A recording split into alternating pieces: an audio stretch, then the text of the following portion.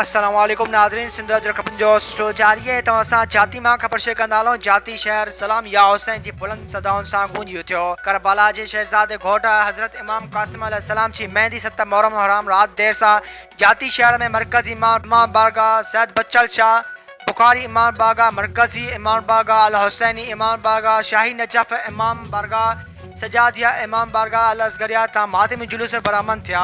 मातमी जुलूसन दौरान शहजादे घोट हज़रत इमाम कासिम अलैहिस्सलाम जी मेहंदी ॻाराई वई। नुआखानी ऐं आज़ादारी करे करबला जे शहीदनि खे भेटा पेश कई वई। मातमी जुलूसन सां सिक्योरिटी जा इंतज़ाम सख़्त कया विया, जॾहिं त टाउन इंतज़ामिया पारां सफ़ाई सुथराई जे हवाले सां के भी इंतज़ाम न कया विया आहिनि और रोडनि रस्तनि ते बरसाती पानी ऐं गंद कचरा पियल आहिनि। ॿिए तरफ़ टाउन कमेटी पारां मातमी जुलूसनि जे गुज़रगाहनि ते रोशनी जे हवाले सां बल्ब भी न लॻाया विया आहिनि। वधीक ख़बरूं ॾिसण लाइ विज़िट कंदा असांजी वेबसाइट www.sindhajraknews.com।